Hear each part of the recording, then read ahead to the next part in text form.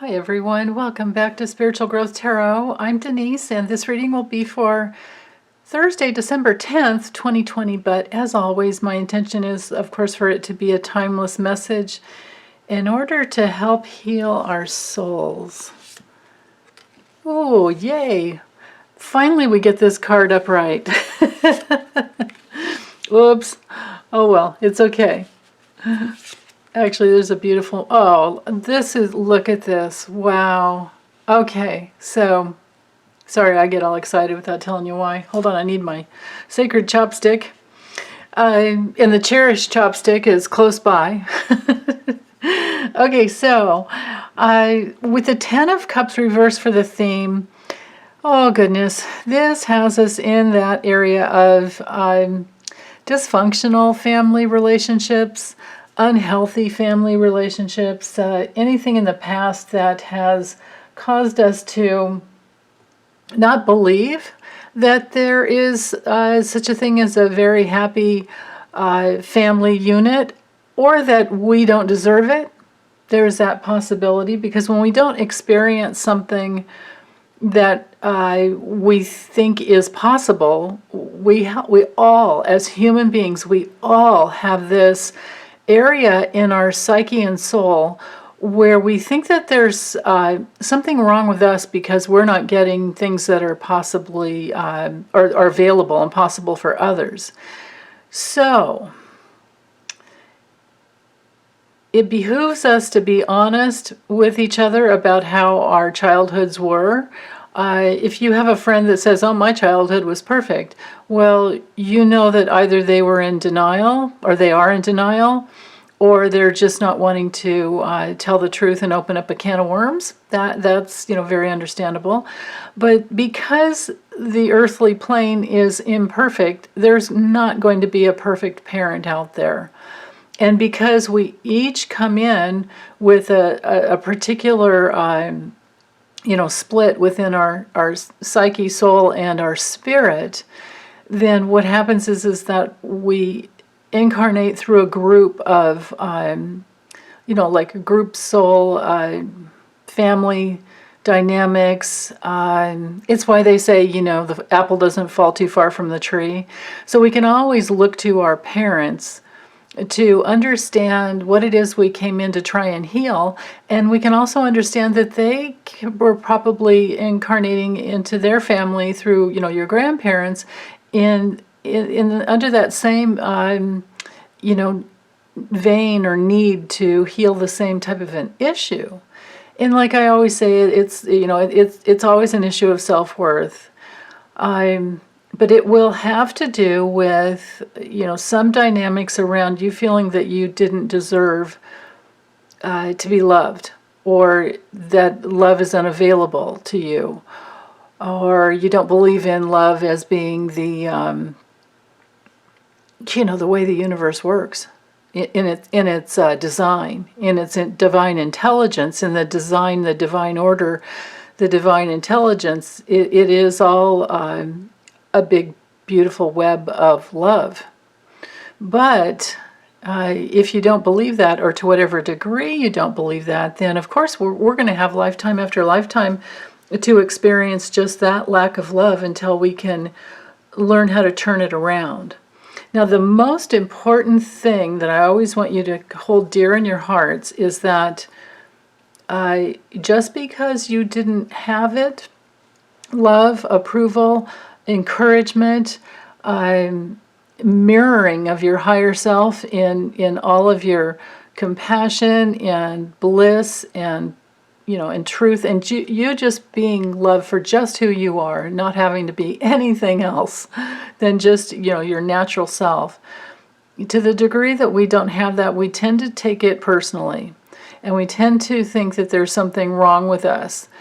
And the truth is that these are just, as adults growing up, these are just like inconvenient feelings.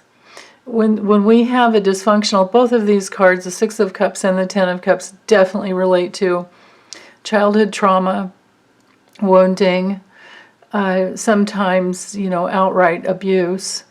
But then again, just emotional neglect, that is a form of abuse.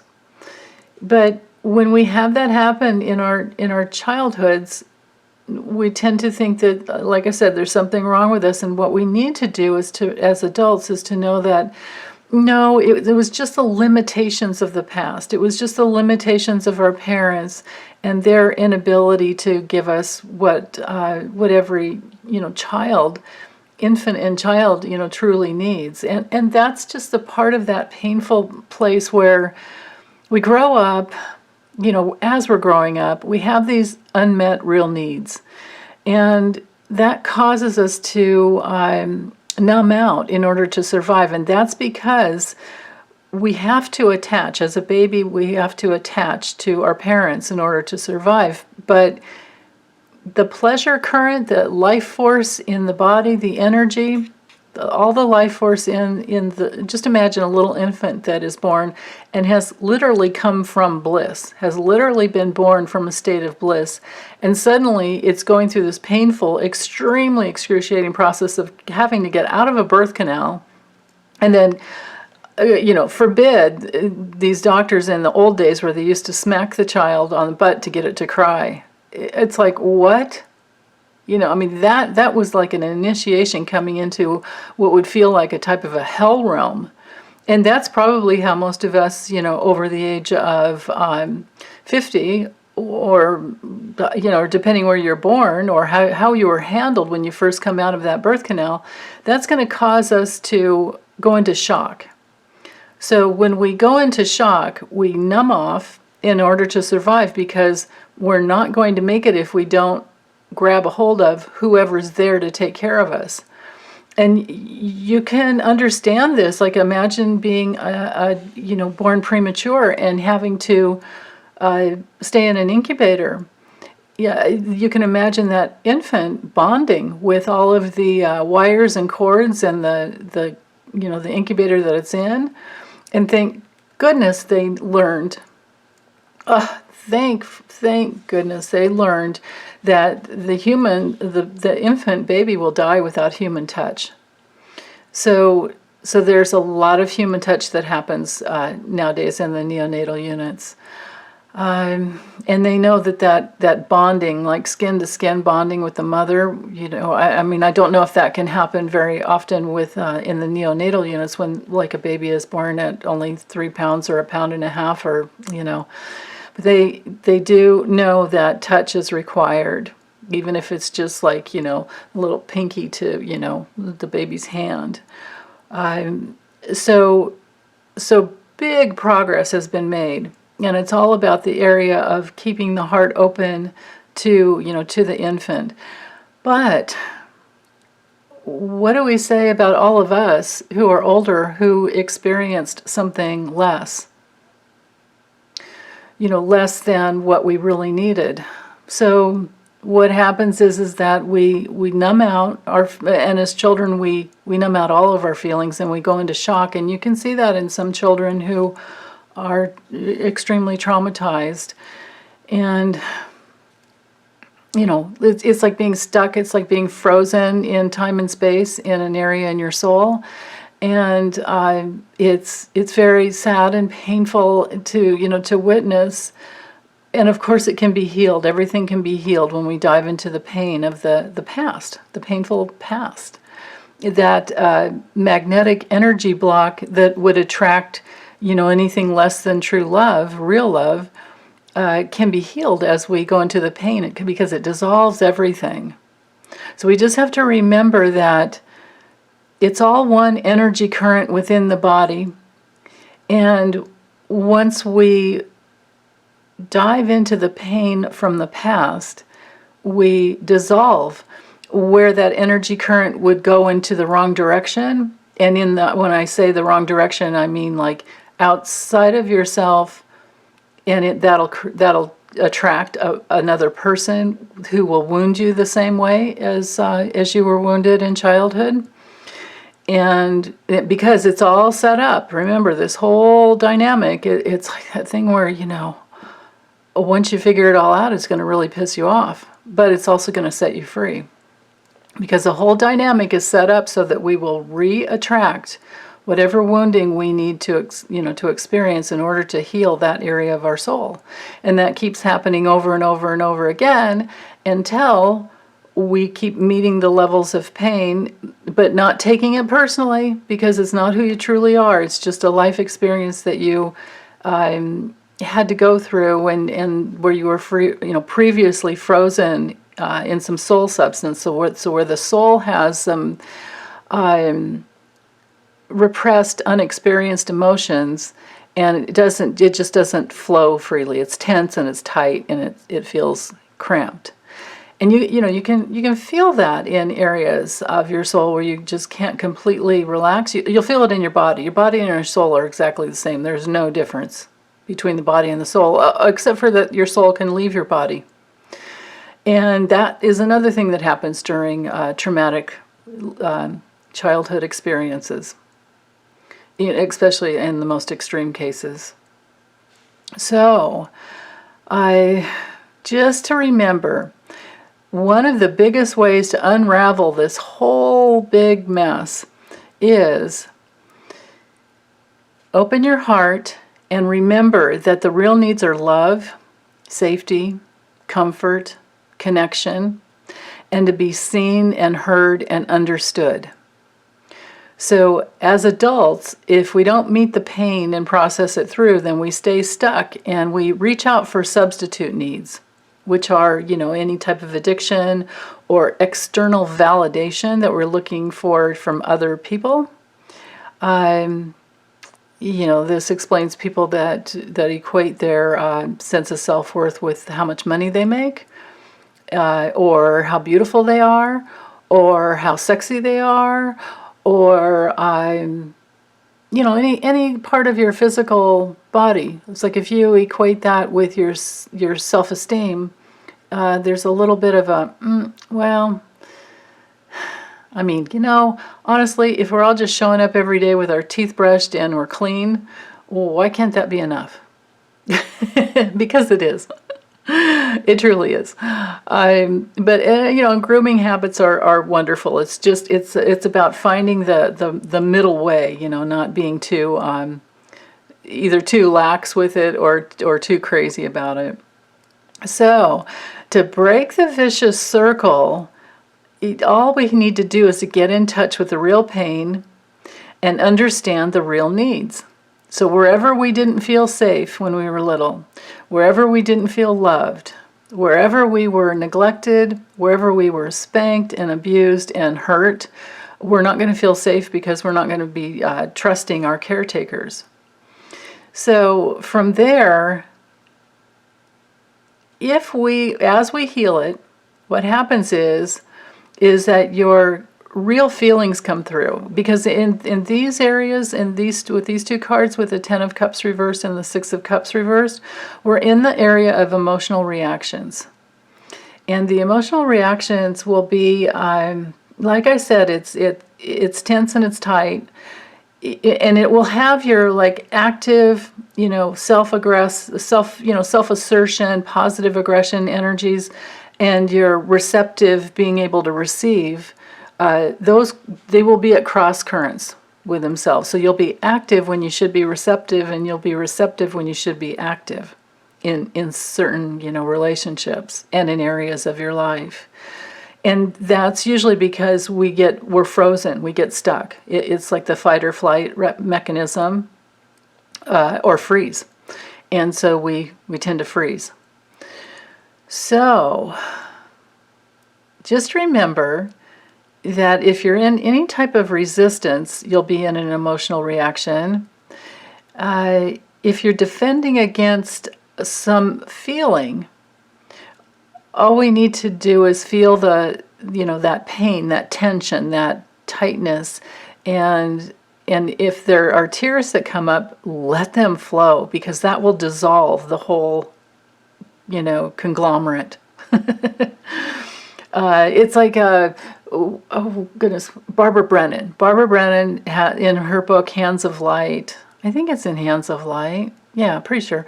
I think it's in her first book. She talks about emotional reactions and these tense, tight, you know, soul currents as being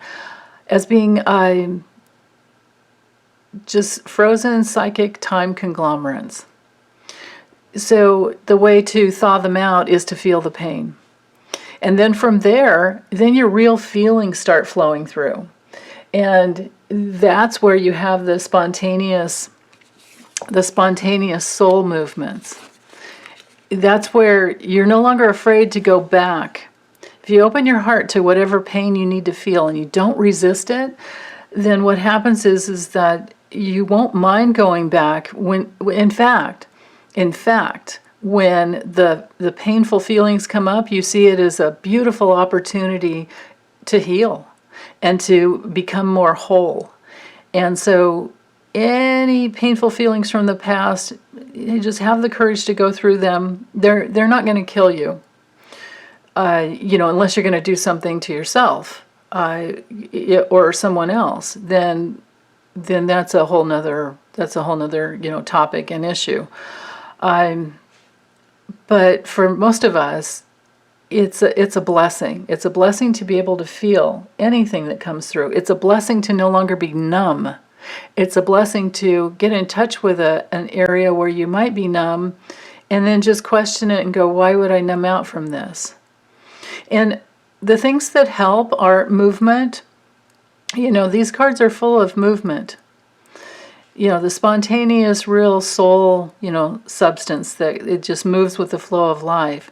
So if you will allow yourself, if you're feeling stuck and stagnant, if you will just get up and walk around, or throw on some music and dance, or if it's anger that's coming up, let it flow through.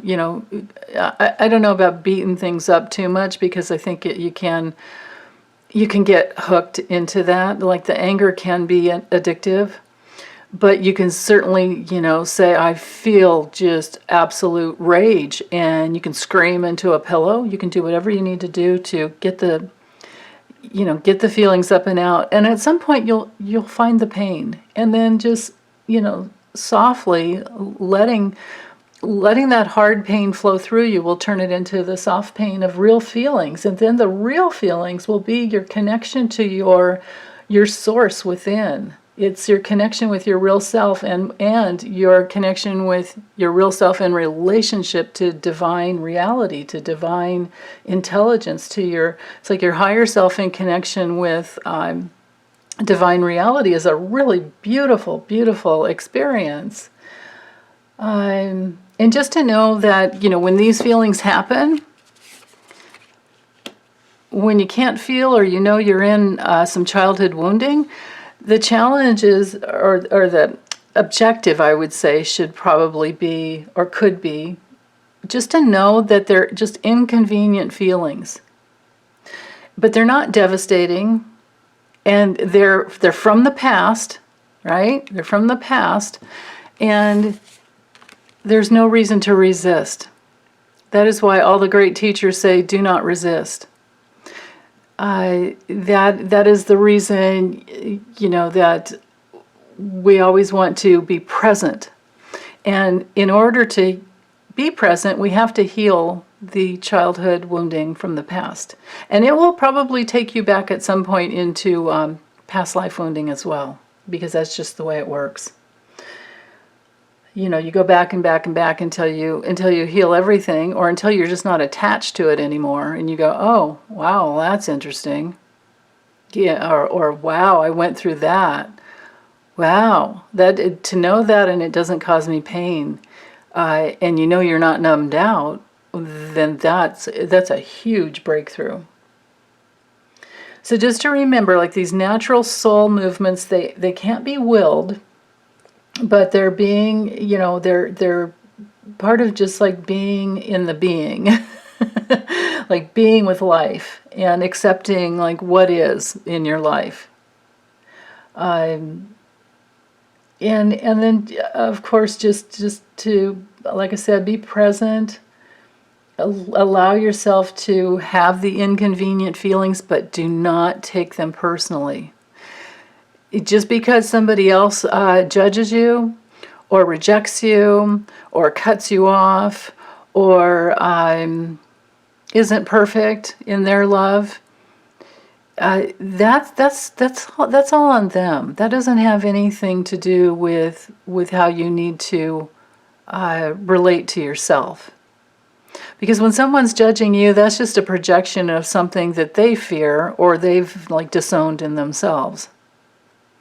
So like this is like, let's say this is a sibling that says, what are you talking about? Our parents were great. Our parents were perfect. My childhood was perfect. What are you talking about? And this comes after you've opened your heart to them and you've had the courage to tell them what happened to you. And then they reject you. Well, of course, this is just only because they haven't done their work, or they would be open to say, oh my goodness, what did you experience? Because I experienced this, and I wonder how it was for you. And or if you were an only child and there was no one there to mirror you a lot of times, and then you would have too much alone time and maybe some outright neglect. So, but to open your heart to everything that happened in the past, that's actually how you change everything. Rather than defending against the real feeling, rather than defending against the hard pain or any type of resistance, if you can allow yourself to feel it, then of course you can heal it. It's a cliche, but it's the truth. In fact, you can't heal anything that you don't feel. Now that doesn't mean that you have to feel the pain of having surgery. I mean, anesthesiologists and anesthetics were created by people in connection with the divine realm so that we can have surgery. So I don't want you to take some of these spiritual, emotional principles I'm speaking about and apply it to like outright physical pain. But if you are numbing out on a daily basis from your emotional pain, then you know you've got something to work with. That's completely different. But if somebody's back to other people, if they're in their emotional reaction and they're blaming you for their life or what's going wrong in their life, then you know that they're not evaluating this situation clearly, and they're not taking self-responsibility for their own lives. So, you don't want to project, because emotional reactions, they have a projection of like a demand onto someone else outside of themselves. And to have a very, very healthy family dynamic going on within yourself is to take self-responsibility for getting your own real needs met. Which means you open your heart to yourself and you open your heart to your past. And I'm speaking so much about the Six of Cups here because the Six of Cups is all about, reunion with yourself. But it's also about healing the past. So if you're pulled back into the past or you're afraid to go back in the past, there's no reason to do that. That's not a valid fear. That, in fact, that resistance, if you're in that place where you're going to, continue to resist the past, resist the family dynamic, you're just going to keep reattracting it until you decide to go for it and go into the pain. So you can circumvent the whole, tensed soul, cramped, dynamic to. When these painful situations come up, milk it out. And I don't mean control somebody else with your emotional, pain that's coming up, but I mean just feel it and just go through it and just allow yourself to have your real feelings. And then your real feelings will merge with your higher self, and then you'll experience your guidance system will work better. You'll be much more intuitive. You'll know your real self much more. And more and more and more, and you'll be, like I said, because one of the real needs, is to be seen and heard and understood. Well, that turns into your creative self-expression when you work with that. So you'll be more creative. There'll be a whole lot more ease in your life and a whole lot less frustration, and and crisis. Crisis will be gone. This is how you can circumvent crisis, is by just feeling whatever you need to feel from the past. So, and it's also how you, kind of, purifying is a little bit of a strong word, but this process that I'm speaking to is how you clear out your emotional body so that it flows freely and you can trust your feelings. And it is the incarnational task of every single human being. And then you'll also be in alignment with, let's bring our cherished chopstick in too. You'll be in alignment with universal spiritual law. And it's also your protection from any darkness is from your ability to love. In fact, your only true protection is your light and your love. That's your natural protection. It's what attracts you towards safety and loving situations, because under the law of affinity, like attracts like. So you don't have to worry about superstitious things like hexes and curses. I don't believe in hexes and curses. Yeah, no, not at all. But if I were to put out negative energy towards somebody who truly believed in it, then I suppose I could get into that mixture of, fighting that. I just, if I ever see it, if I see those things, online, I tend to just send them love and understand that it's part of the human dynamics that everyone needs to go through in order to heal superstition. Right? Yeah. Superstition is not very empowering if you really get inside of it. So let me see, is there anything, okay, more when the life force is flowing through the way it's meant to, you'll have more pleasure in your life. Of course, more love, more joy, more happiness. You can just see everything here, right there. Joy, happiness, love. That's what it's all about. So it's really valuable work.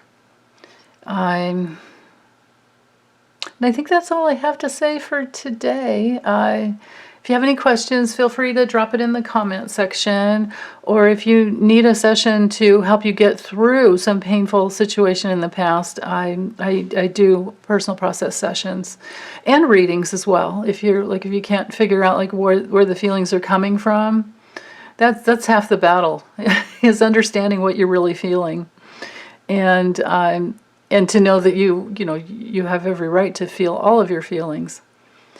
In fact, that's going to be the healing path. So, okay, I am going to end this session here, or this reading here, and I'll be back later on for Fridays. Okay, thanks you guys. Take care.